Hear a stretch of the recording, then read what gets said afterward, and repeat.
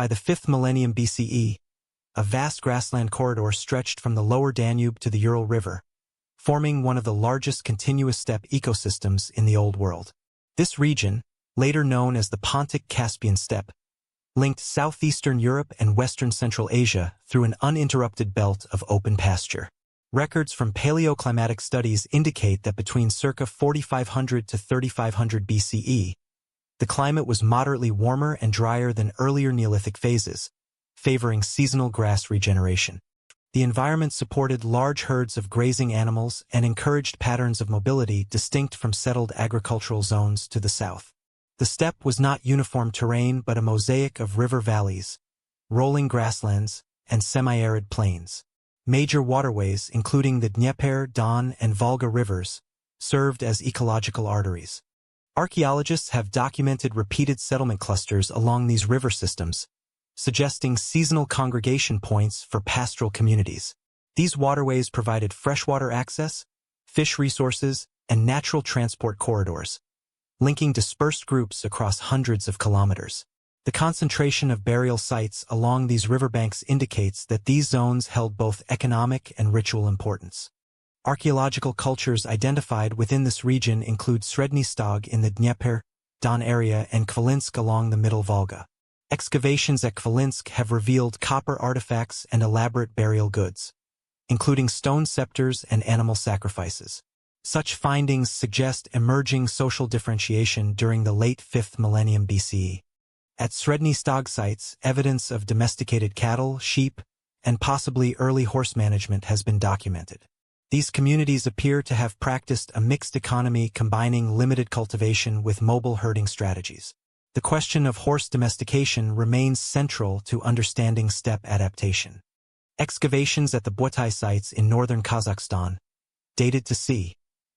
3500 BCE, uncovered large quantities of horse bones and evidence of bit wear on teeth. Some researchers argue that Butai represents the earliest confirmed horse domestication. However, genetic studies published in the 2010s indicate that modern domestic horses are not directly descended from the Butai lineage, suggesting either multiple domestication events or later replacement. Regardless of this debate, faunal remains from Sredny Stog contexts imply that horse exploitation, whether for meat, riding, or traction, was increasingly significant during this period. Another transformative development was the emergence of wheeled transport. Archaeological discoveries in Eastern Europe and the Caucasus region, including solid wooden wheels dated to the late 4th millennium BCE, correspond chronologically with reconstructed Proto-Indo-European vocabulary for wheel components. Linguists have identified common roots for terms such as close, wheel, and words related to axle and yoke across Indo-European daughter languages. This convergence of material and linguistic evidence suggests familiarity with wheeled vehicles before the dispersal of Indo-European languages. Mobility, therefore, was not solely dependent on horseback riding but also on ox-drawn wagons capable of transporting households across open terrain. Burial practices further illuminate the social organization of these steppe communities. Kurgan burial mounds, earthen tumuli constructed over graves, appear in increasing frequency during this period. The Khvalynsk cemeteries display individual interments accompanied by prestige goods, including copper ornaments and animal offerings. By the late 4th millennium BCE, this burial tradition expanded significantly in what archaeologists designate as the Yamnaya horizon. The construction of prominent mounds across wide geographic distances suggests shared ritual frameworks and possibly emerging superregional identities. Metallurgical traces also mark this era as transitional. Copper artifacts from Khvalynsk and nearby regions demonstrate participation in long-distance exchange networks extending into the Caucasus. Isotopic analysis of metal objects indicates raw material movement across considerable distances. Although metallurgy remained limited in scale, its presence signals growing technological differentiation from purely Neolithic farming societies to the southwest. The integration of metal tools and ornaments likely reinforced social hierarchies within pastoral groups. The homeland hypothesis situating Proto-Indo-European speakers within this steppe environment gained prominence through the work of Maria Gimbutas in the mid-20th century. Her Kurgan hypothesis proposed that mobile pastoralists from the Pontic-Caspian steppe expanded into Europe during the late 4th and early 3rd millennia BCE. Subsequent archaeological syntheses and, more recently, ancient DNA studies have strengthened aspects of this model. Genome-wide analyses published in 2015 identified substantial steppe ancestry components in Bronze Age European populations, consistent with large-scale migrations associated with the Yamnaya cultural horizon. Geography, climate, and subsistence strategies combined to produce a distinctive adaptation. Highly mobile pastoralism supported by riverine nodes, wheeled transport, and expanding exchange networks. This system differed fundamentally from the dense agricultural settlements of Anatolia or the Balkans. The ecological openness of the steppe encouraged movement rather than permanence, fostering networks that could span thousands of kilometers without reliance on urban centers. By the mid-4th millennium BCE, the Pontic-Caspian steppe had developed interconnected communities characterized by kurgan burials, mobile herding economies, early metallurgical knowledge, and expanding transport technologies, setting the material foundation for the later Yamnaya horizon. If you value structured, research-driven historical documentaries grounded in archaeology and primary sources, consider subscribing to Nightfall History. Activate notifications to stay informed of upcoming long-form releases, and share your thoughts in the comments regarding which evidence or interpretation you find most compelling. Around 3300 BCE, burial mounds began to rise across the Pontic-Caspian steppe, visible markers of authority set within an open pastoral landscape.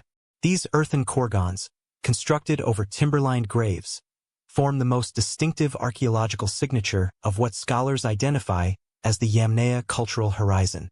Extending from the lower Danube across southern Ukraine and into western Kazakhstan, the Yamnaya horizon represents not a single tribe, but a network of culturally related steppe communities sharing burial customs, mobility strategies, and economic structures.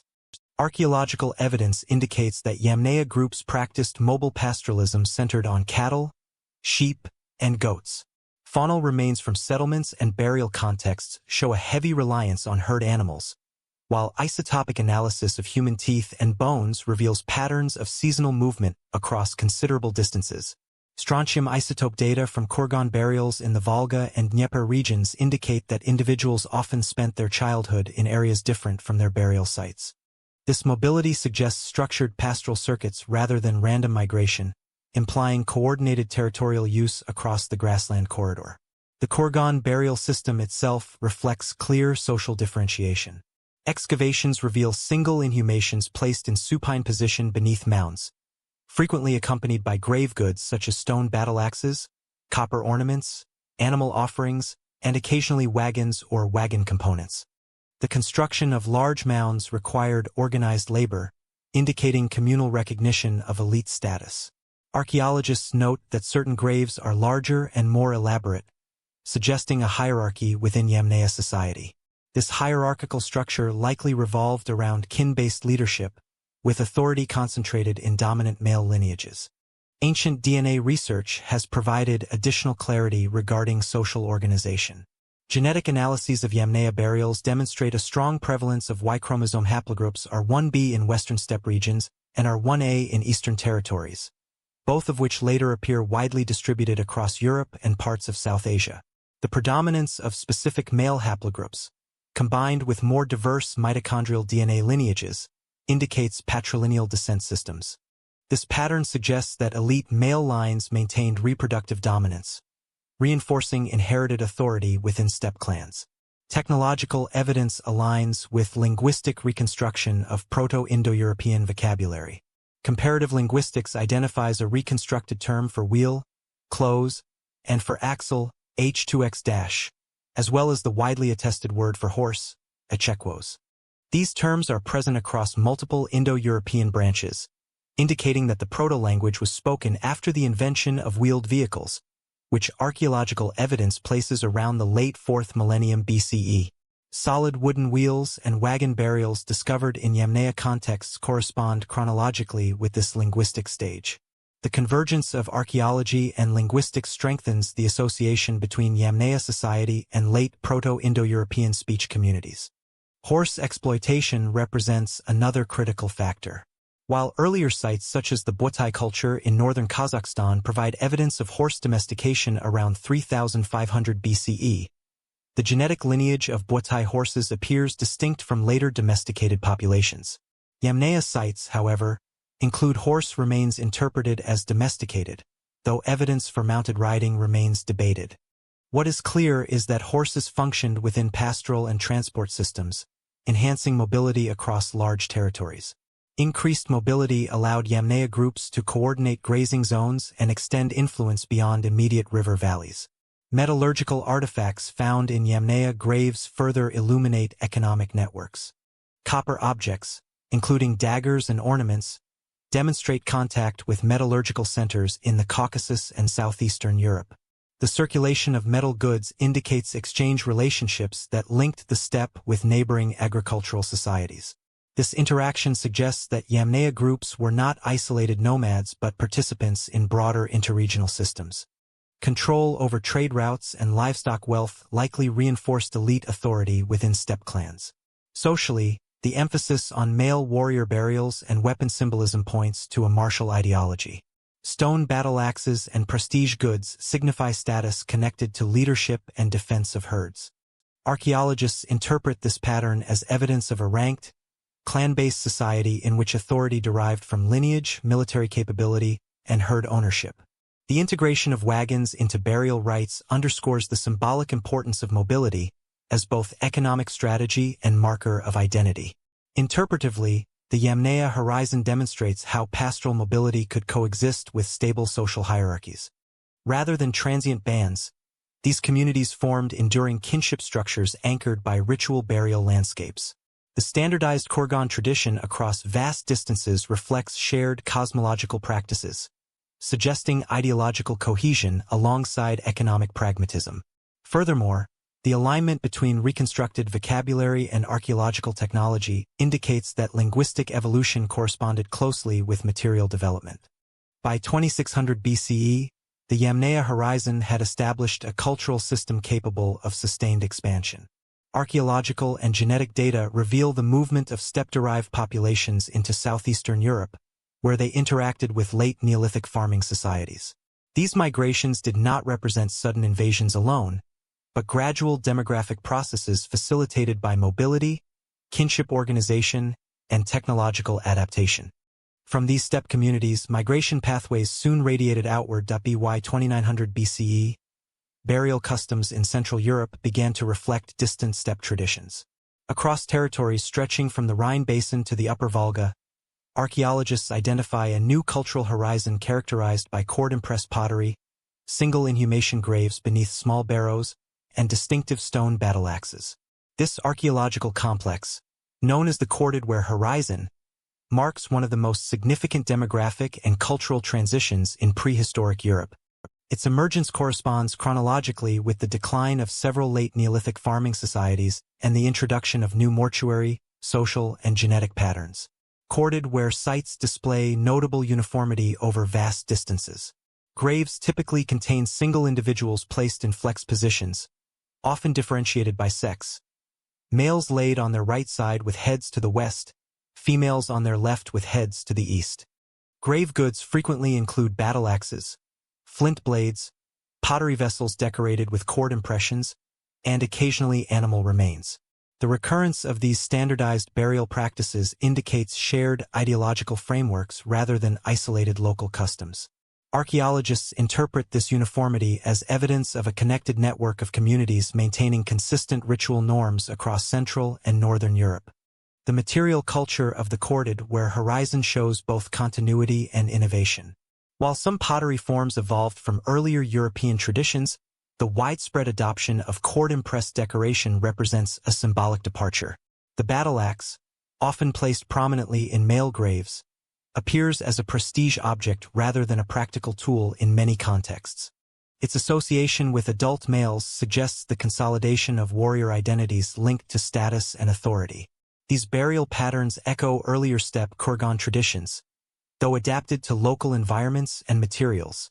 Ancient DNA studies have provided decisive evidence regarding the origins of corded ware populations. A landmark study by Wolfgang Hack and colleagues in 2015 analyzed genome-wide data from prehistoric individuals across Europe. The results demonstrated that corded where individuals carried a substantial proportion of steppe ancestry closely related to the Yamnaya horizon. In some Central European samples, steppe-derived genetic components constituted up to 75% of ancestry. This finding indicates not merely cultural diffusion but significant demographic movement from the Pontic-Caspian steppe into Europe during the late 4th and early 3rd millennia BCE. Y chromosome data further clarify the nature of this expansion. Corded where males predominantly carried haplogroup R1a, closely related to lineages found in eastern steppe populations. The relative uniformity of male lineages, contrasted with more diverse maternal mitochondrial DNA, suggests patrilineal social structures and male-biased migration. Isotopic analysis supports this interpretation. Strontium isotope studies from burial sites in Germany and Poland reveal that many adult males were non-local to their burial regions, while female individuals often display more local isotopic signatures. This pattern implies a system in which incoming male groups integrated with local female populations. The economic base of corded where communities combined pastoralism with agriculture. Faunal remains indicate continued emphasis on cattle and sheep, while botanical evidence confirms cultivation of cereals such as barley and wheat. Settlement patterns suggest semi-mobile lifeways, though not fully nomadic. Unlike the open steppe environment, Central European landscapes required adaptation to forested zones and river valleys. The integration of steppe-derived mobility strategies with established farming practices produced a hybrid economic system capable of sustaining growing populations. Linguistically, many scholars associate the corded where horizon with early Indo-European dialects in Europe. Although direct written evidence does not survive from this period, comparative reconstruction of Proto-Balto-Slavic and Proto-Germanic suggests divergence from a common Indo-European source during the 3rd millennium BCE. The geographic distribution of corded where sites overlaps significantly with regions later inhabited by Balto-Slavic and Germanic-speaking populations. While linguistic attribution remains inferential, the chronological alignment between genetic influx and language diversification strengthens the case for associating this migration with early Indo-European speech communities. Archaeological transitions during this period also correspond with the decline of earlier Neolithic cultures such as the globular amphora and funnel beaker societies. Settlement abandonment and shifts in burial practices indicate substantial social reorganization. The replacement or assimilation of these earlier communities appears gradual rather than uniformly violent, though evidence of interpersonal conflict, including trauma on skeletal remains, suggests localized competition. The spread of corded where traditions therefore reflects both demographic expansion and cultural transformation within existing European landscapes. Interpretively, the corded where horizon demonstrates how mobility-based social systems adapted to agrarian Europe. The integration of steppe ancestry with local populations reshaped genetic and cultural landscapes across the continent. The patrilineal structure observed in burial data indicates continuity with steppe social organization, while economic hybridization reflects pragmatic adaptation to new environments. This combination of demographic movement and local integration marks the first large-scale diffusion of Indo-European-associated populations into Europe. By 2300 BCE, corded where traditions began to diversify into regional cultures, including the single grave culture in Scandinavia and related complexes in Eastern Europe. The genetic and cultural imprint of this horizon persisted into the Bronze Age, laying foundations for subsequent Indo-European-speaking societies. As Indo-European groups moved westward, other branches began shifting south and east. In central Anatolia, clay tablets began recording a language unlike any previously written. Excavated from the archives of Hattusa, the Hittite capital, these cuneiform texts preserve the earliest directly attested Indo-European language, conventionally dated to the 17th century BCE. Written in adapted Mesopotamian cuneiform script, the language identified within these tablets, known today as Hittite, demonstrates unmistakable Indo-European grammatical structures while retaining archaic features absent in later branches. This textual evidence anchors the Indo-European question firmly within historical documentation rather than purely archaeological reconstruction. The presence of Indo-European speakers in Anatolia likely predates the formation of the Hittite state. Archaeological and linguistic evidence suggests that Indo-European groups entered Anatolia during the late 3rd or early 2nd millennium BCE. The precise migration route remains debated, though many scholars propose movement through the Balkans into northwestern Anatolia. Once established, these groups interacted with existing Hattic-speaking populations and Hurrian communities in eastern Anatolia. The resulting cultural synthesis produced a politically complex environment rather than immediate dominance. One of the most significant sources illuminating early Anatolian history is the Assyrian trade colony system centered at Kanesh, modern Kultepe. Beginning around 1900 BCE, Assyrian merchants from Ashur established commercial outposts, or karems, in Anatolian cities. Thousands of clay tablets recovered from Kultepe record contracts, loans, trade agreements, and correspondence written in Old Assyrian dialect. These texts reference local rulers with Indo-European names, indicating that Indo-European-speaking elites already held political authority in parts of Anatolia. The documentation provides detailed evidence of taxation systems, trade regulation, and intercity diplomacy. The economic structure revealed in these tablets demonstrates an advanced integration of Anatolia into long-distance trade networks. Tin and textiles were imported from Mesopotamia, while silver and other raw materials were exported. Control of trade routes enhanced the power of emerging Anatolian polities. This economic centralization contributed to political consolidation in central Anatolia, setting the conditions for the rise of the Old Hittite kingdom. Records indicate that local rulers competed for dominance over strategic urban centers connected to these commercial networks. By approximately 1650 BCE, a ruler known as Hattusili I unified several Anatolian territories and established Hattusa as a royal capital. Royal inscriptions and later annalistic texts describe military campaigns consolidating authority over rival city-states. Hattusili's successor, Mursili I, extended Hittite power dramatically, famously campaigning as far as Babylon around 1595 BCE.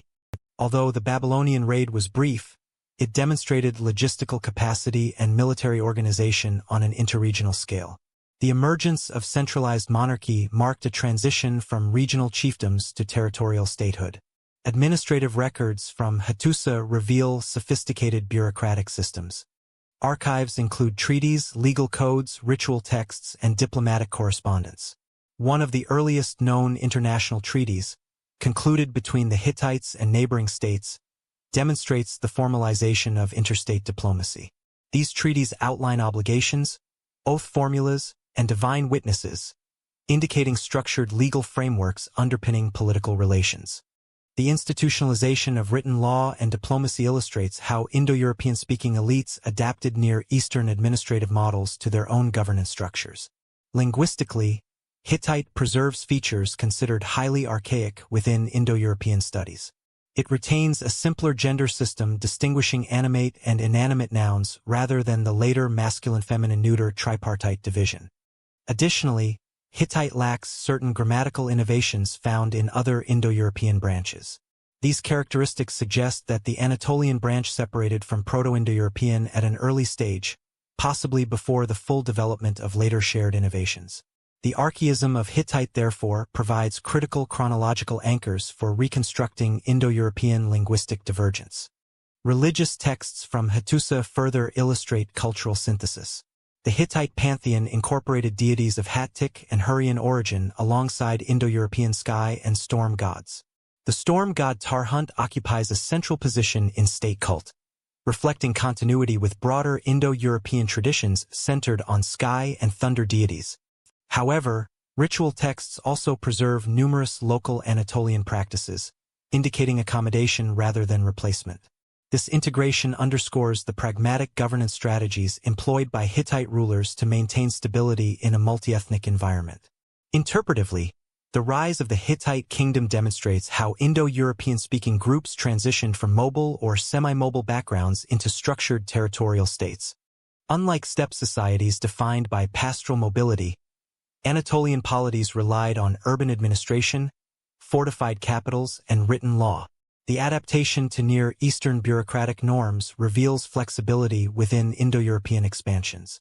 At the same time, linguistic continuity within royal archives confirms the persistence of Indo-European identity at elite levels of governance. By the mid-2nd millennium BCE, The old Hittite kingdom had established itself as a significant regional power in Anatolia and northern Syria. Its political and linguistic legacy would endure through subsequent Middle and New Kingdom phases. While Anatolia formed early states anchored in written administration, Eastern steppe groups were simultaneously developing new military technologies that would reshape power dynamics across Eurasia. By the mid-17th century BCE, Indo-European rulers governed a literate, diplomatically active kingdom in central Anatolia. From their capital at Hattusa, they presided over fortified cities, codified legal systems, and international treaties recorded in cuneiform script. Excavations at the site of modern Bagaskoi have uncovered massive stone walls, monumental gates, and extensive royal archives, providing direct archaeological evidence for one of the earliest fully documented Indo-European states. Unlike the mobile pastoral societies associated with earlier steppe horizons, the old Hittite kingdom represented a firmly established territorial monarchy integrated into the political system of the ancient Near East. The consolidation of Hittite power began under Hattusili I, who reigned around 1650 BCE. Royal annals, preserved in later copies, describe campaigns against rival Anatolian city-states and incursions into northern Syria. These texts, though stylized, align with archaeological layers of destruction at several sites, indicating genuine military expansion. Hattusili relocated the royal seat to Hattusa, a strategically positioned city protected by rugged terrain and fortified architecture. The selection of Hattusa as capital reflects deliberate state planning, emphasizing defensibility and control over trade routes linking Anatolia to Syria and Mesopotamia. Under Mursalai I, successor to Hattusili, Hittite military capacity reached unprecedented range. Around 1595 BCE, Mursalai led an expedition deep into Mesopotamia and sacked the city of Babylon, then ruled by the Amorite dynasty. Babylonian king lists and later Mesopotamian chronicles confirm the event, marking the first recorded long-distance Indo-European military intervention in Mesopotamia. Although the Hittites did not permanently occupy Babylon, the campaign disrupted the existing political order and contributed to the eventual rise of the Kassite dynasty. This episode demonstrates logistical organization capable of sustaining extended campaigns across hundreds of kilometers. The political structure of the old Hittite kingdom combined centralized kingship with negotiated authority. The king functioned as supreme military commander, chief judge, and high priest. However, royal power operated within institutional constraints. Texts refer to an assembly known as the Pancus, which may have served as a council of nobles or military elites. While its exact function remains debated, references suggest that aristocratic lineages retained influence within governance. This blend of monarchy and elite consultation indicates that earlier clan-based structures were incorporated into emerging state institutions rather than eliminated. Administrative tablets from Hattusa reveal a growing bureaucratic apparatus. These archives include land grants, taxation records, military logistics, and diplomatic correspondence. Written primarily in Akkadian for international communication and in Hittite for internal matters, the documents reflect multilingual administration. The adaptation of Mesopotamian scribal practices illustrates cultural integration rather than isolation. Records indicate systematic resource allocation, oversight of provincial governors, and management of agricultural production, demonstrating economic centralization beyond local subsistence networks. The Hittite legal code provides further insight into social organization. Preserved on clay tablets, these laws address property rights, inheritance, marriage regulations, and penalties for various offenses. Compared to contemporary Mesopotamian codes, such as that of Hammurabi, Hittite laws often emphasize restitution over corporal punishment. For example, monetary compensation frequently replaced severe physical penalties. This pattern suggests a legal system oriented toward maintaining social stability within a diverse population. The codification of law reflects administrative maturity and institutional continuity. Diplomacy formed another cornerstone of Hittite governance. Surviving treaties with neighboring states outline obligations of loyalty, tribute, and military support. These agreements typically invoke deities as witnesses and include detailed stipulations concerning succession and vassal obligations. The structure of these treaties established a template for later imperial administration. By formalizing hierarchical relationships through written agreements, the Hittites extended authority without direct occupation in every territory. This model of vassalage would influence subsequent Near Eastern empires. Religious integration also played a central role in state consolidation. The Hittite pantheon incorporated deities from Hattic, Hurrian, and Mesopotamian traditions alongside Indo-European storm gods, such as Tarhunt.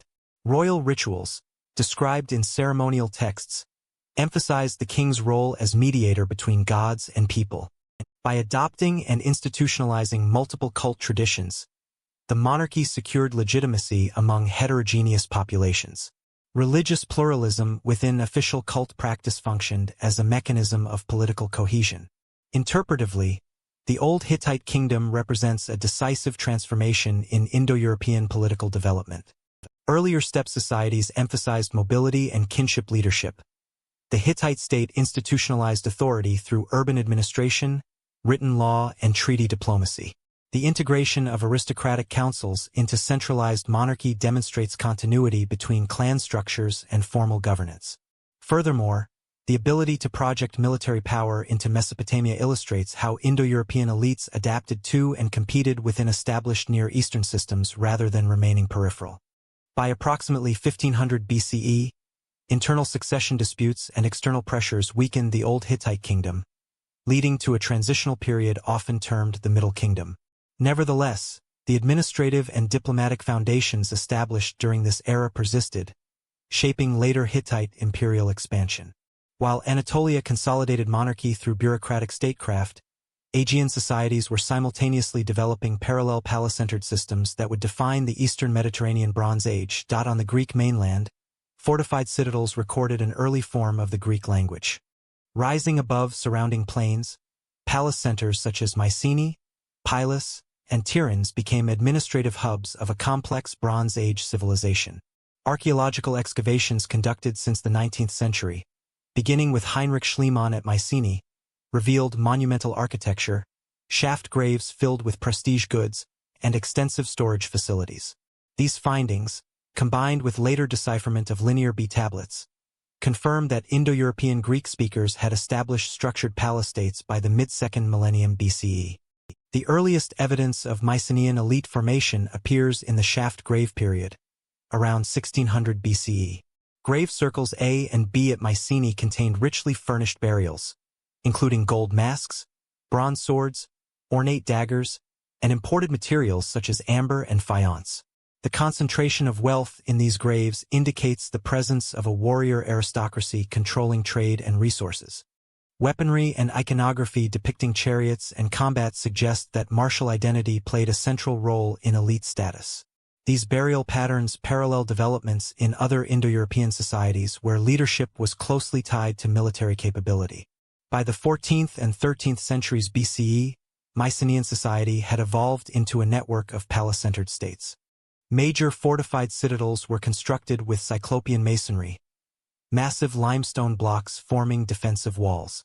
The Lion Gate at Mycenae exemplifies monumental architecture intended to convey authority and permanence. Within these citadels stood megaron complexes, featuring central halls with hearths and throne rooms. The architectural standardization across sites suggests shared political models rather than isolated urban experiments. The decipherment of Linear B in 1952 by Michael Ventris, building on the work of Alice Kober and others, provided decisive linguistic confirmation of early Greek presence. The tablets, written in a syllabic script adapted from the earlier Minoan Linear A, record an archaic form of Greek. Administrative in content, these clay tablets document inventories, taxation records, personnel assignments, and offerings to deities. Their preservation is largely accidental, as they were baked in palace fires during destruction events. Nevertheless, they provide direct evidence linking Indo-European Greek language to state administration. The political structure recorded in Linear B tablets reveals centralized authority. At the apex stood the wanax or king, who oversaw economic redistribution and religious rituals.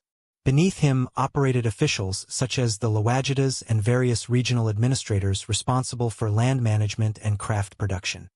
The palace economy functioned through a redistributive system in which agricultural produce, textiles, metals, and livestock were collected and allocated according to administrative directives. Tablets from Pilus detail contributions from dependent communities, illustrating systematic taxation and resource mobilization. Military organization formed an integral component of palace governance. Records indicate allocations of bronze for weapon manufacture and references to rowers assigned to coastal defense. Chariot components and horse equipment appear in inventory lists, demonstrating organized logistical planning. The presence of fortified citadels further indicates anticipation of conflict.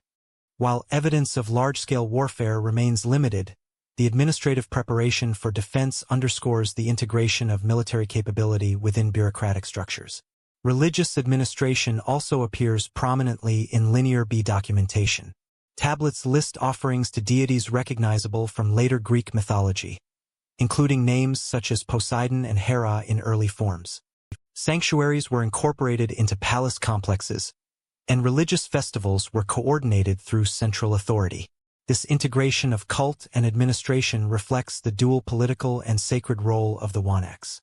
By formalizing ritual within bureaucratic systems, Mycenaean rulers reinforced legitimacy and social cohesion. Trade networks extended Mycenaean influence across the eastern Mediterranean.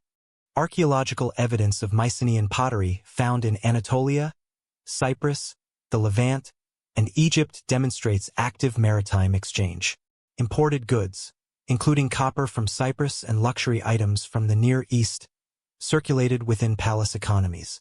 Participation in these networks required both naval capability and diplomatic contact, situating Mycenaean Greece within the broader Late Bronze Age international system that included Egypt, the Hittite Empire, and other Near Eastern states. Around 1200 to 1100 BCE, the Mycenaean palace system collapsed amid widespread disruptions across the eastern Mediterranean.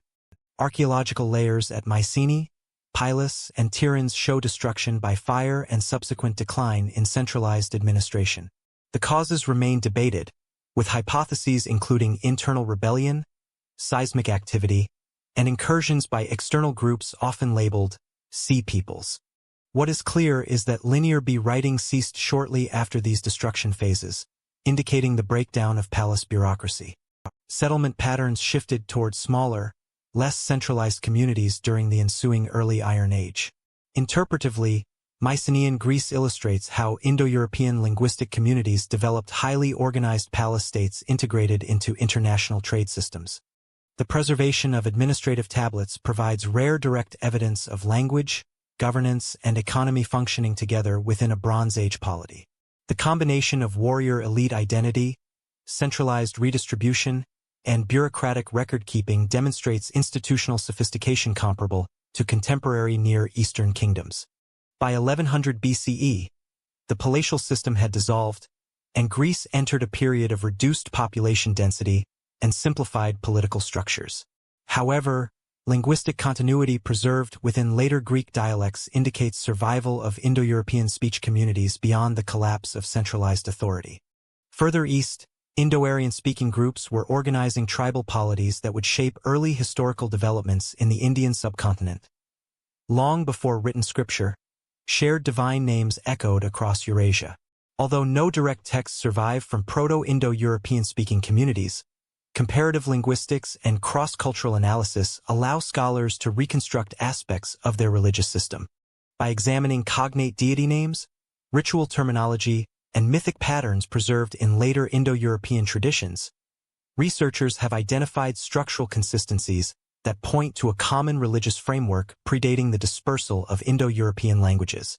Central to this reconstruction is the figure conventionally identified as Darius Ph2tr, often translated as Sky Father. Linguistic evidence connects this reconstructed name to the Greek Zeus, the Latin Jupiter, from Iupiter, derived from Dupter, and the Vedic Sanskrit Dyaush Pitar. The phonetic correspondences across these languages follow established sound laws in historical linguistics, reinforcing their shared origin. In each tradition, this deity occupies a high-ranking position associated with the sky, authority, and cosmic order. While attributes vary regionally, the continuity of the name and celestial association supports the existence of a Proto-Indo-European sky god. Ritual vocabulary further strengthens reconstruction efforts. Terms associated with sacrifice, oath-taking, and sacred law appear widely distributed across Indo-European languages.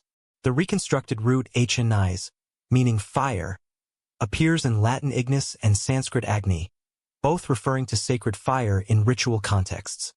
Archaeological evidence from steppe and early Indo-European associated cultures includes animal sacrifice deposits and ceremonial hearths, suggesting that fire-centered ritual played a foundational role in religious practice. Records from later Indo-European societies describe formalized sacrificial rites, indicating continuity of ritual structure. Georges Dumézil's tripartite theory provides a structural interpretation of Indo-European myth. Dumézil argued that many Indo-European societies reflect a threefold division of social and divine functions. Sovereignty, often divided between juridical and magical authority, warfare and productivity or fertility.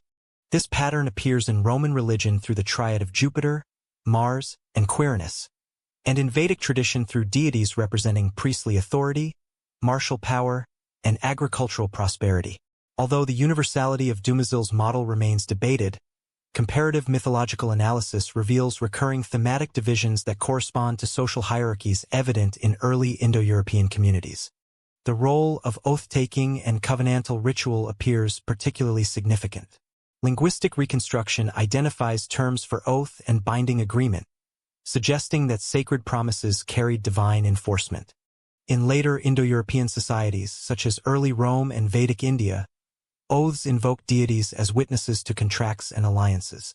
Hittite treaty texts, preserved in cuneiform archives at Hattusa, include elaborate divine witness lists and curse formulas. These written examples demonstrate how sacred sanction reinforced political authority, indicating continuity between reconstructed proto-rituals and documented historical practice. Mythic narratives across Indo-European traditions share additional motifs. The dragon-slaying myth, in which a storm or warrior god defeats a serpentine adversary, appears in Vedic accounts of Indra and Vritra, in Greek myth with Zeus and Typhon, and in later Germanic traditions with Thor and Jormungandr. While specific details differ, the structural similarity suggests a common narrative inheritance. Such recurring patterns allow scholars to reconstruct thematic elements of Proto-Indo-European cosmology, including the symbolic association between storm deities and the maintenance of order. Archaeological evidence provides contextual support for these reconstructions. Kurgan burial sites associated with early steppe societies include animal offerings, weapons, and ritual objects that imply belief in an afterlife and divine oversight. Grave goods often reflect social status, indicating that cosmological views were intertwined with hierarchical organization. The presence of prestige items in elite burials suggests that religious ideology legitimized authority, reinforcing social stratification within early Indo-European communities. Interpretively, the reconstruction of Proto-Indo-European religion demonstrates how linguistic evidence can reveal ideological continuity across vast temporal and geographic distances. Rather than speculative mythology, the analysis rests on systematic comparison governed by phonological laws and corroborated by archaeological patterns. The persistence of specific deity names and ritual forms indicates that religious vocabulary was transmitted alongside language during migration processes. Furthermore, the apparent alignment between social hierarchy and divine structure suggests that cosmology reinforced political organization. While complete certainty remains unattainable due to the absence of written prototexts, the convergence of linguistic, mythological, and archaeological data provides a coherent framework. The reconstructed pantheon centered on a sky father deity, ritualized sacrifice, and structured social functions reflects a religion adapted to pastoral and early agrarian societies. As Indo-European-speaking communities expanded and differentiated, these shared archetypes evolved within distinct regional contexts. Across continents, storm gods carried similar weapons and authority. From the Aegean basin to the Indian subcontinent and into northern Europe, Indo-European-speaking societies preserved deities associated with thunder, lightning, and the enforcement of cosmic order. While each tradition developed distinct mythologies shaped by local environments and political contexts, structural parallels in divine function, symbolism, and ritual practice demonstrate continuity traceable to earlier shared foundations. In the Greek world, Zeus occupied the apex of the Olympian pantheon. Literary sources such as Hesiod's Theogony and Homeric epics describe Zeus as wielder of the thunderbolt and guarantor of justice. Epigraphic evidence from sanctuaries at Olympia and Dodona confirms widespread cult activity centered on Zeus as both storm god and sovereign authority. Dedications and votive offerings found at these sites indicate organized priesthoods and formalized worship practices. The integration of political assemblies and religious festivals under Zeus's patronage reflects the fusion of divine and civic authority in Greek city-states. Roman religion preserved a cognate figure in Jupiter, whose name derives linguistically from the same Proto-Indo-European root as Zeus. Inscriptions throughout the Roman Republic and Empire invoke Jupiter Optimus Maximus as protector of the state. The Capitoline Temple in Rome functioned as both religious sanctuary and political symbol.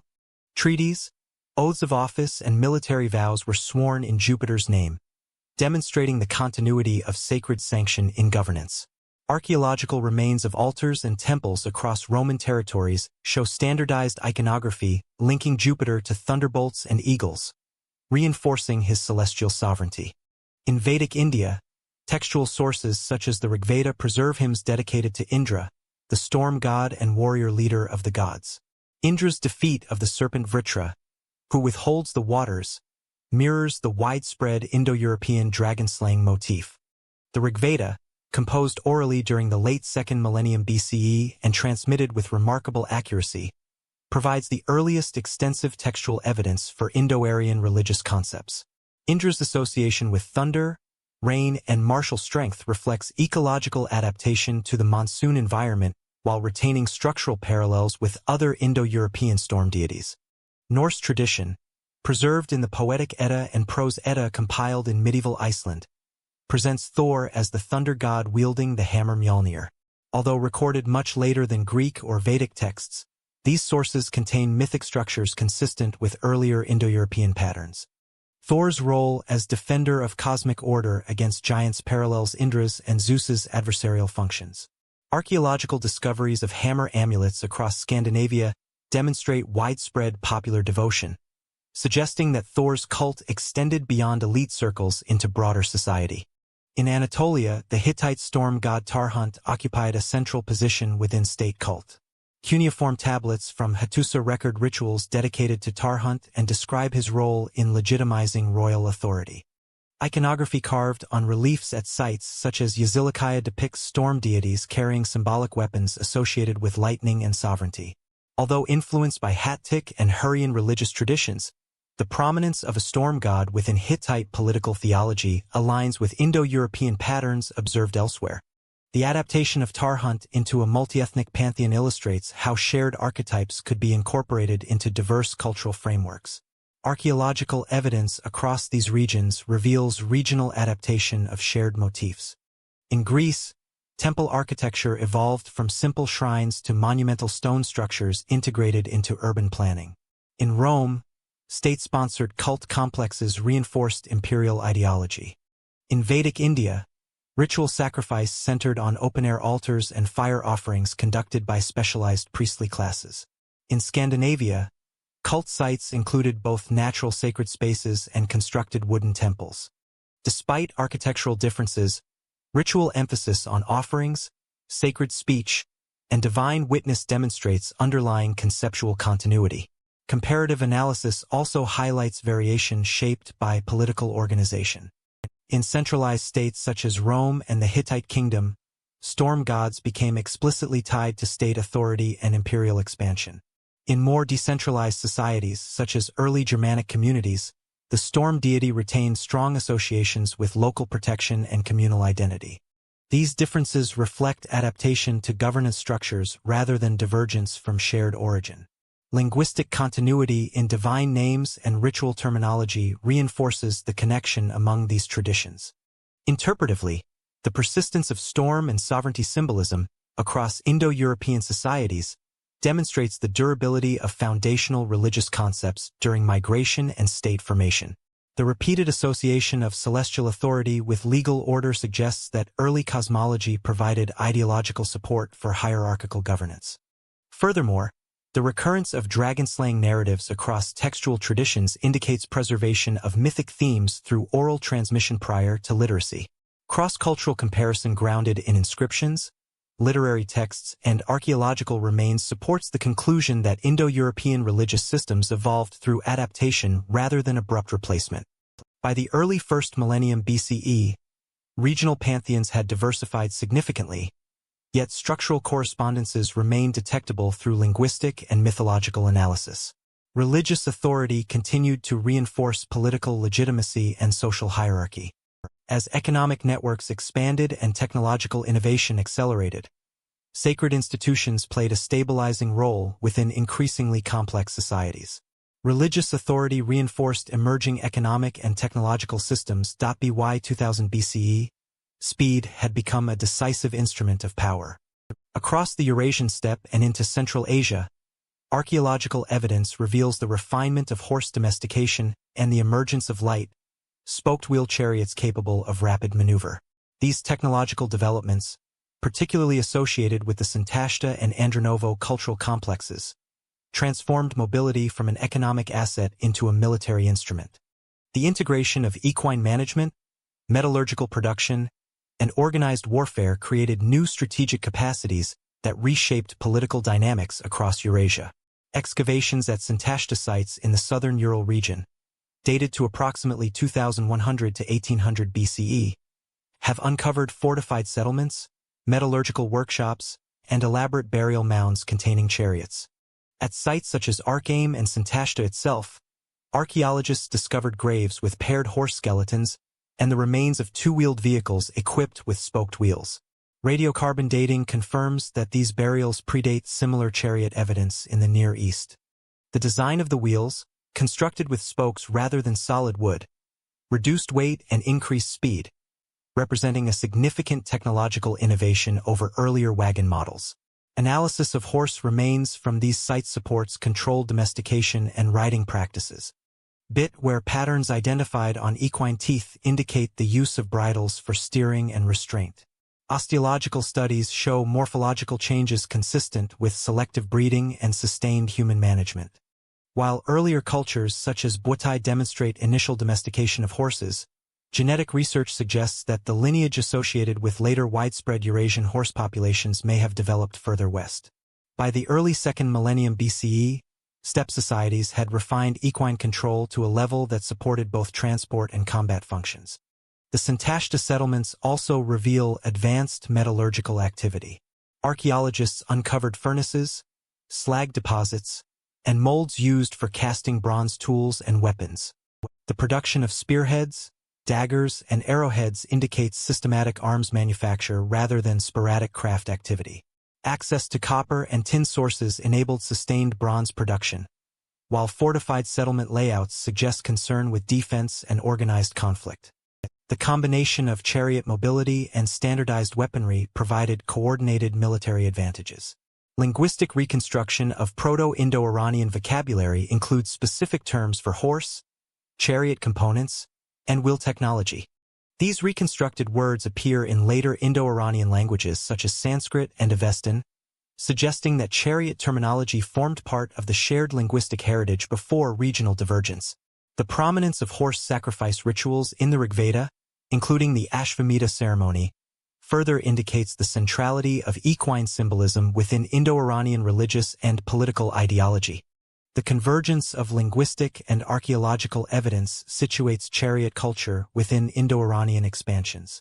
By approximately 1800 to 1500 BCE, Andronovo cultural groups expanded southward into Central Asia and toward the Iranian plateau. Settlement patterns, burial styles, and material culture demonstrate continuity with Santashta traditions. Archaeological finds in regions such as Bactria Margiana reveal interaction between steppe pastoralists and settled agricultural communities. This contact facilitated exchange of goods, technologies, and possibly administrative practices. Mobility enabled steppe-derived groups to penetrate regions previously dominated by established urban societies. Chariot warfare appears prominently in Near Eastern textual sources by the mid-2nd millennium BCE. Hittite military texts reference chariot units as integral components of state armies. Egyptian inscriptions describing the Battle of Kadesh, dated to approximately 1274 BCE during the reign of Ramesses II, depict large-scale chariot engagements between Egyptian and Hittite forces. Reliefs at Abu Simbel and Luxor illustrate standardized chariot formations and trained crews, indicating institutional adoption of earlier steppe innovations. The diffusion of chariot technology into state militaries demonstrates the broader strategic impact of steppe-derived mobility systems. Interpretively, the militarization of mobility reflects a structural shift in warfare organization. Whereas earlier conflicts relied primarily on infantry and static fortifications, the introduction of fast-moving chariot units allowed rapid strikes, reconnaissance, and coordinated battlefield tactics. Control of horses required resource investment in breeding, fodder, and training, linking military capacity directly to economic management. Metallurgical specialization further institutionalized arms production, supporting sustained campaigns rather than episodic raiding. The integration of horse domestication and bronze weaponry also altered patterns of expansion. Groups equipped with mobile chariot forces could project power across vast territories, facilitating migration, trade supervision, and political influence. This mobility did not operate independently of existing systems but interacted with urban centers, agricultural communities, and emerging states. The technological package of horse management, spoked wheel engineering, and bronze metallurgy created interregional networks of exchange and competition. By 1500 BCE, chariot warfare had become embedded within major Near Eastern powers, while Indo-Iranian-speaking groups had established footholds across Central and South Asia. The strategic value of speed and coordinated movement reshaped military hierarchies and elite identities. Enhanced mobility required structured trade networks to sustain expanding societies. From the Baltic Sea to Mesopotamia, trade goods traced the outlines of emerging power. Across Eurasia, extensive exchange networks connected raw materials, manufactured products, and elite commodities, facilitating economic integration among Indo-European polities and neighboring civilizations. Archaeological and textual evidence demonstrates that these corridors not only enabled material circulation, but also reinforced administrative systems, social hierarchies, and political authority. In Anatolia, the Assyrian merchant colonies at Kanesh, modern Kultepe, provide detailed evidence of early long-distance commerce. Active during the 19th and 18th centuries BCE, these karems functioned as trade hubs where merchants from Ashur operated under local rulers. Thousands of clay tablets record contracts for tin, textiles, silver, and grain, detailing loans, repayment terms, and transport arrangements. The transactional documentation demonstrates both formalized economic practices and sophisticated record-keeping. Merchants negotiated over regional products and maintained inventories across multiple settlements, highlighting the capacity for complex coordination over substantial distances. Mycenaean Greece participated in similarly expansive trade networks. Archaeological finds of Baltic amber in shaft graves and palace deposits indicate connections extending from northern Europe. Likewise, Anatolian and Levantine goods appear in Mycenaean contexts, suggesting active maritime exchange across the Aegean and eastern Mediterranean. Linear B tablets from Pylos and Knossos include inventories of imported commodities, documenting quantities of tin and other metals critical for bronze production. These records show how palatial authorities regulated distribution and ensured elite access to exotic materials, integrating trade into bureaucratic oversight. Central Asian and steppe regions contributed to long-distance economic flows as well.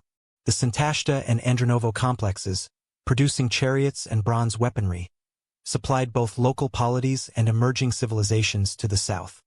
Archaeometallurgical studies indicate standardized production techniques that allowed surplus goods to enter exchange networks. Steppe groups moved not only material goods but also technological knowledge, including chariot design and metallurgical processes, connecting peripheral and core regions of Eurasia. The Persian Empire further exemplifies continental-scale economic integration by the 5th century BCE.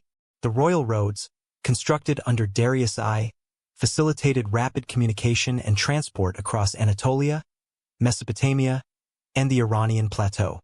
Stations positioned at regular intervals supported official couriers, military units, and merchants. Herodotus and epigraphic sources confirm that this infrastructure enabled efficient taxation, centralized control, and coordinated trade. Although the royal roads postdate earlier Indo-European expansions, they formalized networks that had developed organically over the preceding millennium. Archaeological material provides evidence of traded goods shaping cultural interaction. Tin and copper enabled bronze production, critical for weaponry and tools. Textiles and luxury items reinforced elite display and social differentiation. Amber, ivory, and semi-precious stones circulated widely, reflecting both prestige economies and long-distance connectivity. The presence of foreign goods in elite burials demonstrates the symbolic as well as practical significance of trade, linking material culture to status and political authority. Trade corridors also required organizational frameworks to function effectively. Settlements along key routes often established storage facilities, administrative offices, and defensive works. Merchants adhered to local regulations, paid levies, and negotiated passage through multiple polities. These interactions created standardized practices that facilitated economic predictability, legal enforcement, and dispute resolution. Written records, whether in Akkadian cuneiform or linear B-syllabic script, provided a mechanism for accountability and coordination across space. The integration of Indo-European societies into broader Afro-Eurasian exchange systems influenced political centralization. Control over trade routes increased the capacity of rulers to extract resources, maintain military forces, and project power. Palatial administrations, fortified steppe settlements, and urban centers leveraged economic connectivity to consolidate authority. The reliance on imported raw materials, particularly metals, incentivized diplomatic engagement and sometimes military action to secure access to critical resources. Interpretively, long-distance trade corridors demonstrate how economic networks shaped both material and institutional development. Commodities functioned as catalysts for political consolidation, social stratification, and technological dissemination. Steppe-derived groups, Anatolian kingdoms, and Mycenaean polities participated in overlapping systems of exchange, highlighting the interconnectedness of Indo-European expansions with surrounding civilizations. The circulation of goods and information facilitated both cultural transmission and state formation across Eurasia. By 500 BCE, these networks had matured into highly structured systems encompassing multiple regions and linguistic groups. The integration of trade into political administration strengthened bureaucratic capacity, reinforced elite hierarchies, and created incentives for technological innovation. Economic integration strengthened political centralization and imperial ambition, setting the stage for the emergence of larger territorial states and cross-regional empires in the classical era by the 6th century BCE. An Indo-European empire spanned 3 continents. Under the leadership of Cyrus II, also known as Cyrus the Great, the Achaemenid Empire emerged as a unifying force among Iranian-speaking elites while integrating the administrative and cultural practices of conquered regions. The empire's formation reflects both military acumen and sophisticated governance, combining nomadic steppe traditions with the bureaucratic sophistication inherited from Mesopotamian city-states. Within a generation, the Achaemenid polity extended from the Indus Valley in the east to the Aegean coast in the west, establishing the first continental-scale Indo-European imperial system. Cyrus's early campaigns illustrate strategic consolidation of power. In 546 BCE, he annexed Lydia, incorporating its rich urban centers and gold resources, followed by the conquest of Babylon in 539 BCE, a pivotal urban hub of Mesopotamia. Archaeological and textual sources, including Babylonian chronicles, confirm that Cyrus retained existing administrative structures while installing loyal Persian officials. The policies of tolerance and religious accommodation, most notably recorded in the Cyrus Cylinder, facilitated local compliance and stabilized newly acquired territories. By leveraging existing institutions rather than imposing wholesale reforms, the Achaemenid leadership ensured continuity alongside expansion. Darius I, who ascended the throne around 522 BCE, further institutionalized imperial administration. The Behistun inscription, carved c. 520 BCE in 3 languages, Old Persian, Elamite, and Babylonian, provides extensive evidence of central authority, codified law, and military campaigns. The inscription lists rebellious regions subdued under Darius and establishes his legitimacy as ruler over diverse populations. This trilingual record demonstrates the empire's accommodation of linguistic and cultural plurality, an essential feature of long-term imperial stability. Administrative governance relied on a satrapal system. Provinces or satrapies were overseen by governors responsible for tax collection, military mobilization, and local justice. While satraps exercised considerable autonomy, oversight mechanisms included royal inspectors and standardized tribute systems. Archaeological remains, including palatial archives and sealed accounts, indicate meticulous record-keeping. Roads, particularly the royal road network, facilitated rapid communication and troop movement, linking distant provinces with the central court at Persepolis. These infrastructures reflect deliberate integration of geography, logistics, and bureaucracy to sustain a multi-continental empire. Economic organization complemented administrative frameworks. Tribute payments and resource extraction supported both courtly life and military expeditions. Standardized weights, coinage, and trade routes enhanced predictability in commercial transactions. Archaeological evidence from Anatolia, Mesopotamia, and Iran reveals the circulation of luxury goods, including textiles, metalwork, and precious stones. Control over such trade not only enriched the imperial treasury but also reinforced hierarchical relationships between central authority and provincial elites. Military organization was integral to Achaemenid expansion and maintenance. Elite cavalry units, including contingents of Iranian horsemen, provided rapid response and frontier defense. Infantry levies from subject populations were incorporated into regional garrisons. Campaign records, including inscriptions and reliefs at Persepolis and Susa, depict coordinated operations spanning multiple satrapies. The combination of mobility, logistical support, and strategic fortifications enabled the empire to control vast, diverse territories with minimal direct confrontation in many regions. Religious and cultural policies were central to imperial cohesion. The Achaemenid administration endorsed local religious practices, temples, and priesthoods, integrating cultural institutions into the broader state apparatus. Cyrus's restoration of exiled populations, such as the Judeans in Babylon, exemplifies policy-driven tolerance designed to maintain loyalty and reduce unrest. Inscriptions and administrative correspondence reflect a deliberate approach to governance that accommodated diversity while reinforcing centralized authority. Interpretively, the Achaemenid Empire illustrates the capacity of Indo-European elites to synthesize military, administrative, and ideological tools to govern a continental-scale polity. Steppe-derived mobility, reflected in elite cavalry organization, combined with sedentary urban administrative traditions to create an integrated imperial system. The careful coordination of satrapal oversight, communication infrastructure, and economic regulation demonstrates how Indo-European political structures adapted to complex, multi-ethnic contexts. By the late 4th century BCE, the Achaemenid Empire faced external pressures from rising Macedonian power under Philip II and Alexander the Great. Western expansion, coupled with internal revolts, challenged Persian dominance and set the stage for the empire's eventual conquest. Nevertheless, the administrative sophistication, infrastructural planning, and policy of cultural accommodation established during the 6th and 5th centuries BCE laid a durable foundation for subsequent empires across Eurasia. Imperial expansion in the west would soon challenge Persian dominance. A Macedonian king dismantled Persia but preserved its framework. Alexander III of Macedon, known as Alexander the Great, undertook a campaign between 336 and 323 BCE that overthrew the Achaemenid Empire while retaining many of its administrative and infrastructural structures.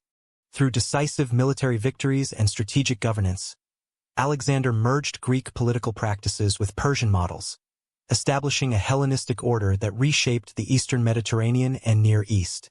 His conquests illustrate the capacity of Indo-European elites to adapt and integrate pre-existing systems rather than replace them entirely. Alexander's military achievements were anchored in both tactical innovation and disciplined organization.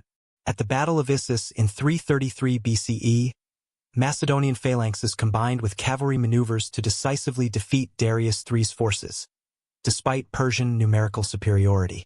Subsequent campaigns culminated at Gaugamela in 331 BCE, where coordinated infantry, cavalry, and siege tactics dismantled the Achaemenid army and precipitated the fall of Babylon, Susa, and Persepolis. Contemporary sources, including Arrian and Diodorus Siculus, document both the scale of these engagements and the strategic incorporation of local troops, indicating an early model of cross-cultural military integration. Following conquest, Alexander implemented a system that preserved Persian administrative structures. Satraps and local governors were often retained, provided they pledged loyalty to the Macedonian king. Royal roads, fortifications, and tribute systems continued to operate, now under Macedonian supervision. In this manner, Alexander maintained continuity of governance while overlaying Greek administrative and cultural norms. The retention of bureaucratic mechanisms facilitated the rapid consolidation of newly conquered territories, minimizing disruptions to local populations. The founding of new cities institutionalized Hellenistic culture across the empire. Alexandria in Egypt, along with multiple settlements named after Alexander throughout Anatolia, the Levant, and Mesopotamia, served as administrative, economic, and cultural hubs. Urban planning combined Greek architectural models with indigenous traditions, supporting trade, governance, and military logistics. These cities became centers for scholarship, commerce, and cultural exchange, facilitating the dissemination of Greek language and practices while accommodating local elites and customs. Language played a central role in Hellenistic integration. Koine Greek emerged as a lingua franca across territories extending from the Aegean to the Indus Valley. Administrative documents, inscriptions, and commercial correspondence in Koine allowed Macedonian and local officials to coordinate governance effectively. The standardization of language promoted social cohesion, eased communication across diverse populations, and enabled the spread of Greek cultural forms in education, law, and public life. Linguistic integration mirrored administrative adaptation, reinforcing the fusion of Greek and Persian systems. Economic structures also reflected continuity and innovation. Existing Persian tribute networks, agricultural production systems, and trade corridors remained operational, now under Hellenistic oversight. Macedonian garrisons and Greek settlers facilitated protection of trade routes, supporting long-distance exchange in metals, textiles, and luxury goods. Coinage systems adapted from Greek and Persian prototypes provided standardization for commerce and taxation. The combination of local resources and imported goods under centralized regulation reinforced both imperial stability and elite wealth accumulation. Military organization under Alexander similarly integrated Persian and Greek elements. Elite Macedonian phalanxes operated alongside native infantry and cavalry, maintaining cohesion while exploiting local knowledge and manpower. This hybrid system allowed for rapid territorial control and suppression of resistance. Siege technologies, chariot remnants, and cavalry logistics incorporated lessons from Achaemenid campaigns, illustrating continuity of strategic knowledge. The combination of mobility, disciplined infantry, and local auxiliaries exemplifies the structural sophistication of Hellenistic armies. Cultural and religious policies furthered integration. Alexander adopted elements of Persian court ritual and imperial ideology, while promoting Greek civic institutions and education. Temples, theaters, and public spaces facilitated cross-cultural interaction, creating urban environments where Greek, Persian, and local traditions coexisted. Administrative correspondence often blended Greek terminology with existing local legal codes, reflecting the pragmatic fusion of governance systems. Interpretively, Alexander's campaigns demonstrate how conquest can transform existing empires without complete erasure. By preserving administrative frameworks, retaining local authorities, and institutionalizing cultural exchange, he created a model of hybrid governance. The Hellenistic fusion allowed Greek language, law, and civic practices to overlay Persian territorial structures, producing a durable political and cultural synthesis that influenced subsequent successor states, including the Seleucid and Ptolemaic kingdoms. By 323 BCE, Alexander's sudden death left a vast empire with centralized institutions, integrated economies, and hybrid military and administrative systems. The Indo-European political geography of the Near East had been fundamentally restructured, setting the stage for successor dynasties that would inherit both Greek and Persian organizational models. Meanwhile, in Italy, another Indo-European polity was rising, that a regional revolt escalated into a continental confrontation. The Greco-Persian Wars, spanning much of the early 5th century BCE, emerged from the Ionian Revolt of 499 BCE, when Greek city-states in Asia Minor challenged Achaemenid authority. This uprising catalyzed a series of military campaigns that drew the Persian Empire into sustained conflict with the Greek mainland.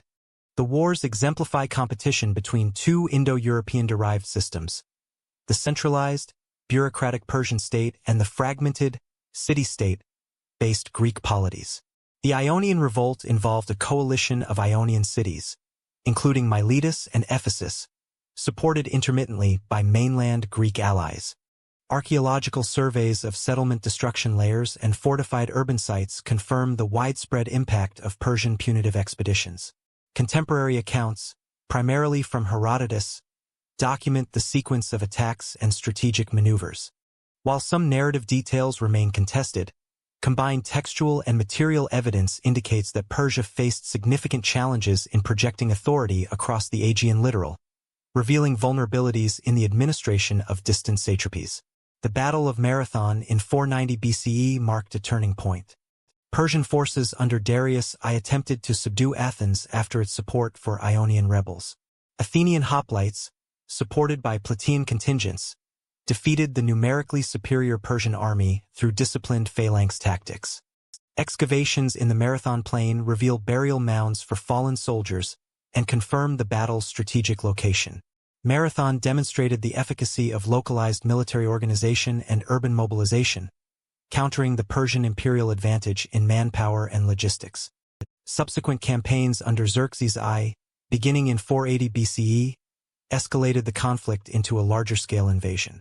The Persian advance through Thessaly and Boeotia culminated in the decisive naval engagement at Salamis. Archaeological investigations of harbor sites and submerged shipwrecks provide physical corroboration for the scale and configuration of the fleet. Greek coordination, led by Athenian strategoi, exploited narrow straits to neutralize Persian numerical superiority, emphasizing tactical adaptability and intimate knowledge of local geography. Land operations during Xerxes's campaign, including Thermopylae and Plataea, illustrate continued interaction between Persian administrative strategy and Greek resistance. Persian forces relied on centralized command structures, supplemented by levies from subject populations across the empire. Greek city-states deployed flexible defensive coalitions, balancing interpolis rivalries with the necessity of unified action. Archaeological evidence from fortifications and battlefield surveys indicates that Greek defensive works were strategically designed to exploit terrain advantages, enabling sustained resistance against a superior force. Herodotus's narrative emphasizes both cultural and military dimensions of the conflict, while material remains corroborate patterns of occupation, destruction, and fortification. Inscriptions and epigraphic dedications in sanctuaries across the Aegean record commemorations of victories, illustrating how military outcomes reinforced civic identity and political legitimacy. The combination of narrative and archaeological sources provides a multidimensional perspective on conflict dynamics between Indo-European-derived polities. Economic and logistical considerations were crucial. Persian campaigns required extensive supply lines spanning Anatolia and Thrace, maintained through the royal road system and coastal maritime routes. Greek defenders leveraged localized resource networks to sustain prolonged engagements. Control over trade and provisioning routes affected campaign outcomes, highlighting the interdependence of economic infrastructure and military strategy. Interpretively, the Greco-Persian Wars reveal how systemic conflict reshaped Eurasian political geography. Greek resistance prevented full Persian consolidation of the Aegean and Western Anatolia, preserving city-state autonomy while demonstrating the limits of imperial projection. Simultaneously, the wars facilitated diffusion of military innovations, including combined arms tactics, fortification strategies, and naval coordination, which influenced subsequent Indo-European military systems. By 449 BCE, the conclusion of hostilities through the Peace of Calais and other regional settlements established a tentative equilibrium. Greek polities retained independence, while Persian administrative structures persisted in Asia Minor and Mesopotamia. The wars set a precedent for enduring competition between Mediterranean and Western Asian Indo-European polities. In the east, Rome confronted Iranian successors of Persia. At Roman legions met steppe-derived cavalry tactics. The Roman-Parthian rivalry illustrates the enduring strategic impact of mounted warfare in Eurasian geopolitics. The Parthian Empire, established in 247 BCE by the Arsacid dynasty, controlled Mesopotamia, northern Iran, and portions of the Iranian plateau, preserving the legacy of Achaemenid administration while incorporating steppe military innovations. Roman expansion into the eastern Mediterranean brought these two Indo-European-derived powers into recurrent conflict over territorial control, trade routes, and political prestige. The Battle of Carrhae in 53 BCE exemplifies the tactical superiority of Parthian cavalry against conventional infantry. Marcus Licinius Crassus led a Roman army into Mesopotamia, intending to secure the region and expand Rome's eastern influence. Parthian forces, employing highly mobile horse archers and heavily armored cataphracts, executed repeated feigned retreats, encirclements, and massed volleys of arrows. Contemporary accounts, including those of Plutarch and Cassius Dio, report catastrophic Roman losses, with approximately 20,000 men killed or captured. Archaeological surveys near the probable battle site corroborate large-scale engagement and indicate logistical preparations consistent with cavalry-based operations. Following Carrhae, Rome adapted its military and diplomatic approach. Eastern campaigns during the reigns of Augustus, Trajan, and later emperors alternated between direct assault, garrisoning frontier forts, and defensive posturing. Parthian strategy combined mobile offensive units with fortified urban centers, exploiting regional geography along the Tigris and Euphrates to secure supply lines. Diplomatic negotiations, including treaties, hostage exchanges, and formalized marriages between Roman and Arsacid elites, maintained a precarious balance, highlighting the interplay between military and political strategy. Trade networks linked the two empires, reinforcing interdependence despite conflict. The Silk Road facilitated movement of silk, spices, metals, and luxury goods across Parthian-controlled Mesopotamia into Roman territories. Numismatic evidence demonstrates standardized coinage circulating across borders, while cuneiform and Greek inscriptions document commercial contracts and customs duties. Control over these economic corridors enhanced both powers' capacity to sustain military operations and maintain domestic stability. Military adaptation in Rome illustrates continuity of steppe-derived warfare influence. Roman auxiliary units increasingly incorporated cavalry contingents modeled on Parthian techniques, including horse archers and lightly armored scouts. Fortification strategies along the Euphrates, combined with mobile response units, reflect lessons learned from steppe-style maneuver warfare. Epigraphic records from frontier forts detail garrison rotations, troop deployments, and supply logistics, revealing an administrative response designed to counter the Parthian emphasis on mobility and rapid strikes. The Parthian military relied on inherited nomadic strategies adapted to a sedentary imperial framework. Cataphract units, heavily armored and capable of shock charges, complemented lighter mounted archers. These combined arms tactics allowed effective control of open plains while maintaining operational flexibility. Archaeological evidence from Mesopotamian fortresses and weapons caches supports the deployment of complex formations and coordinated cavalry-infantry integration. Political structures mirrored military organization. Parthian satrapies operated under semi-autonomous rulers, accountable to the Arsacid monarch, balancing local governance with centralized authority. Rome, in turn, employed provincial governors and client kings to manage border territories. Both empires relied on taxation, tribute collection, and administrative oversight to sustain military readiness. Diplomatic arrangements, including intermittent peace agreements and recognition of client rulers, stabilized contested zones while maintaining strategic advantage. Interpretively, the Roman-Parthian rivalry illustrates the persistence of mounted warfare as a decisive factor in Indo-European military systems. Steppe-derived cavalry traditions, integrated into both imperial and frontier strategies, shaped battlefield outcomes and influenced political administration.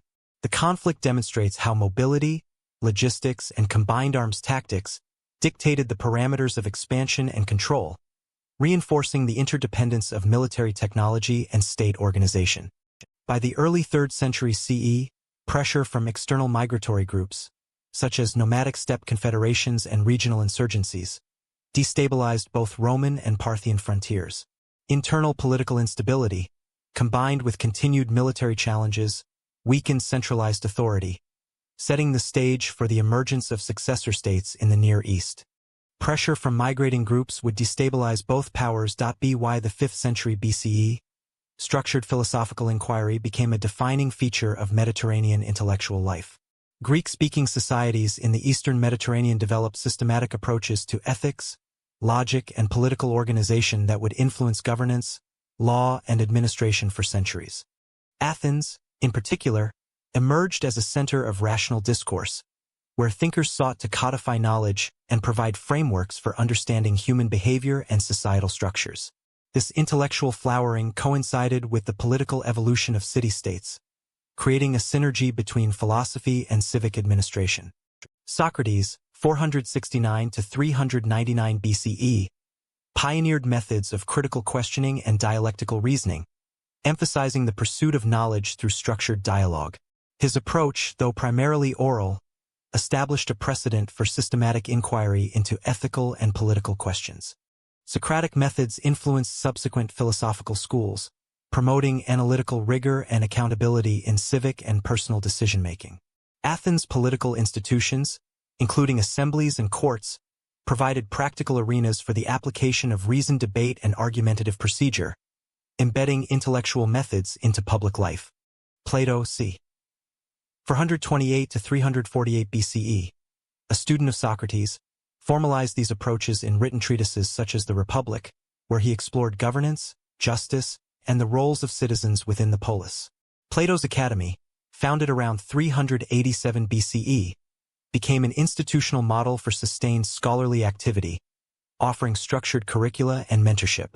Archaeological and epigraphic evidence confirms the Academy's location and operation, while textual transmission demonstrates the durability of Plato's analytical framework across the Hellenistic world. Aristotle, 384 to 322 BCE, Plato's most prominent student, extended inquiry into logic, ethics, and politics, producing comprehensive works including Nicomachean Ethics and Politics. Aristotle's empirical methodology emphasized observation, classification, and systematic argumentation, providing analytic tools applicable to governance, law, and resource management. Greek became the lingua franca of intellectual discourse following Alexander III's conquests, enabling the spread of philosophical and administrative knowledge across newly integrated Hellenistic territories. The institutionalization of these intellectual traditions influenced administrative practices. Greek scholarship offered codified methods for deliberation, rational decision-making, and legal reasoning. City-states and later Hellenistic administrations incorporated systematic approaches to resource allocation, tax collection, and bureaucratic oversight. Inscriptions, legal codices, and administrative papyri demonstrate the application of analytic reasoning to civic governance, illustrating the integration of intellectual frameworks into practical administration. Interpretively, the development of classical Greek intellectual systems demonstrates how Indo-European societies formalized rational discourse as a tool for structuring political and social life. Philosophical schools provided durable methodological frameworks that informed subsequent legal codes, administrative procedures, and civic institutions. The combination of abstract reasoning and practical application created a model of governance grounded in evidence, deliberation, and systematic organization. By the late 4th century BCE, these traditions had become transregional. Greek language and scholarship spread through Hellenistic domains, shaping education, bureaucracy, and intellectual culture from the Eastern Mediterranean to Central Asia. While Greek thought would later influence Roman administration and law, parallel developments in South Asia were generating comparable administrative and philosophical structures. In the 3rd century BCE, imperial directives were carved directly into stone across the Indian subcontinent. The Mauryan Empire, founded by Chandragupta Maurya in 322 BCE, established centralized control over a vast and culturally diverse territory. Its administrative systems reflect a sophisticated integration of Indo-Aryan linguistic traditions with innovations tailored to subcontinental geography, demography, and resource management. The Mauryan model illustrates how Indo-European-derived governance frameworks adapted to regional conditions while maintaining continuity in bureaucratic principles. Chandragupta's consolidation of northern and central India required coordination across multiple provinces. Provincial governors oversaw taxation, law enforcement, and military obligations, reporting directly to the central court. Archaeological evidence from Pataliputra, the Mauryan capital, shows planned urban layouts and infrastructure designed to facilitate communication and administration. Coins, seals, and inscriptions confirm the circulation of standardized currency and the use of written records in governance, demonstrating the operational integration of economic, legal, and bureaucratic mechanisms. Under Ashoka are c. 268 to 232 BCE. Administration expanded beyond practical governance into moral and ideological guidance. The Ashokan edicts, inscribed on rock faces and pillars at sites such as Sanchi, Dhali, and Girnar, articulate policies encompassing justice, welfare, and religious tolerance. Written in Prakrit, with some inscriptions in Greek and Aramaic, the edicts addressed both provincial administrators and local populations. They codified expectations for ethical conduct, civil duty, and provincial oversight, reinforcing central authority while promoting social cohesion. The edictal system illustrates both administrative sophistication and a capacity for long-distance communication. Texts directed governors on legal procedures, resource distribution, and population management, while encouraging adherence to Dhamma, principles of moral governance.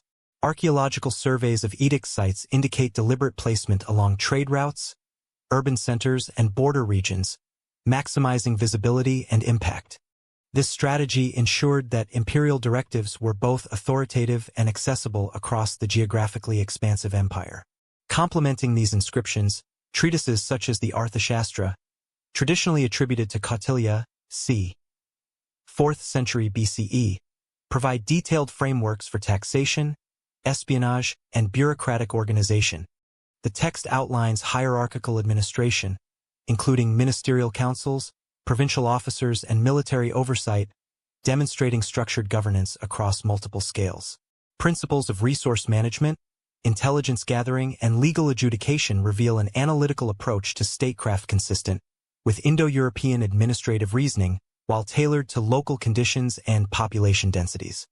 Economic integration under the Mauryas relied on standardized tribute and taxation systems. Coinage facilitated commercial exchange and state revenue collection. Archaeological evidence, including granaries, irrigation works, and road networks, indicates state investment in infrastructure to support economic productivity and mobility. Trade links extended within the subcontinent and to external regions, incorporating maritime routes to the Indian Ocean and overland connections to Central Asia. The administrative apparatus managed these flows efficiently, ensuring that resources supported both imperial maintenance and local economic stability. Military organization complemented bureaucratic structures. Regional garrisons and elite units maintained frontier security, while standardized procedures for troop mobilization and provisioning were recorded in administrative texts. The combination of surveillance, provincial governance, and centralized planning allowed the Mauryan state to manage diverse populations effectively, maintaining stability and authority over a wide geographic area. Interpretively, Mauryan governance demonstrates the capacity of Indo-European-derived political systems to institutionalize authority through written records, codified policies, and hierarchical administration. The integration of edictal communication, bureaucratic oversight, and economic management reflects a systematic approach to imperial governance. Indo-Aryan linguistic continuity links these structures to broader Indo-European traditions, while adaptation to South Asian geographic and demographic realities underscores flexibility in administration. By the mid-2nd century BCE, these practices had established durable administrative norms across the subcontinent. Provincial oversight, standardized economic systems, and codified moral directives ensured both internal cohesion and centralized control. To the west, Roman institutions would similarly codify authority within legal frameworks, reflecting parallel Indo-European approaches to rationalize governance. In the 3rd century CE, a new Persian dynasty restored centralized Iranian power. The Sasanian Empire, founded by Ardashir I in 224 CE, succeeded the Parthian Arsacids, reasserting authority over Mesopotamia, the Iranian plateau, and surrounding regions. This consolidation marked a deliberate revival of Indo-Iranian imperial traditions, emphasizing centralized monarchy, bureaucratic oversight, and institutionalized religion. The Sasanians established administrative structures designed to manage diverse populations and sustain frontier defense against external pressures from Rome and later Byzantium. Ardashir I and his successors reinforced the monarchy through codified governance, including provincial oversight by appointed satraps and local officials. Taxation systems were standardized, ensuring revenue for both civil administration and military campaigns. Archaeological evidence, including urban fortifications, palatial complexes, and coinage, documents the consolidation of authority and the visual projection of royal power. Military organization incorporated heavy cavalry and mobile contingents, reflecting continuity of steppe-influenced warfare alongside settled infantry forces. Religious centralization was a defining feature. Zoroastrianism, already influential in Iranian culture, was institutionalized as state religion, formalizing priestly authority under figures such as Qardir in the 3rd century CE. Inscriptions and rock reliefs from Naqshi Rustam and other Sasanian sites document Qardir's role in standardizing religious practice, supervising temples, and reinforcing moral and legal norms. Zoroastrian clerical structures were integrated with the monarchy, ensuring that religious legitimacy reinforced political authority. Rituals, doctrinal codification, and state sponsorship facilitated cohesion across ethnically and culturally diverse territories. Sasanian diplomacy and military engagement were shaped by protracted conflict with Rome and, following the division of the empire, Byzantium. Frontiers along Mesopotamia and the Levant were heavily fortified, with urban centers like Ctesiphon serving as administrative and military hubs. Epigraphic records, siege accounts, and archaeological layers confirm cycles of conquest, reconstruction, and urban planning designed to sustain imperial resilience. These interactions influenced both military innovation and administrative adaptation, including improved logistics, supply lines, and garrison rotations. Economic integration under Sasanian rule relied on centralized taxation, control of trade routes, and promotion of craft production. Mesopotamian agricultural systems, Persian silk production, and trade along the Silk Road contributed to state revenue and facilitated cultural and technological exchange. Standardized coinage and inscriptions recorded fiscal obligations, demonstrating bureaucratic sophistication. Coordination between economic and military structures enabled the Sasanians to project power effectively across vast territories. Interpretively, the Sasanian model demonstrates the persistence of Indo-Iranian political tradition into late antiquity. Centralized monarchy, bureaucratic oversight, military organization, and state religion created an integrated imperial framework that both adapted prior Parthian practices and drew on earlier Achaemenid precedents. By institutionalizing Zoroastrianism, the Sasanians fused religious and political authority, providing ideological cohesion to a multi-ethnic empire. The dynasty represents the final major pre-Islamic Indo-Iranian imperial formation, maintaining continuity in governance, warfare, and religious administration. By the mid-7th century CE, however, pressures from nomadic incursions, internal revolts, and the emerging Arab conquests began to challenge Sasanian dominance.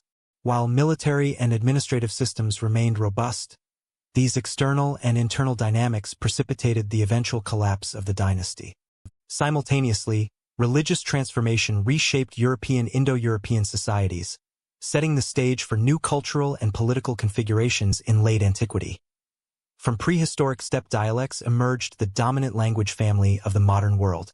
Between the 16th and 20th centuries, European colonial expansion extended Indo-European languages far beyond their original Eurasian homelands. Spanish and Portuguese reached the Americas and parts of Africa, while English and French became global lingua francas through trade, administration, and imperial governance. The demographic and geographic spread of these languages represents one of the most significant vectors of Indo-European cultural influence in recorded history.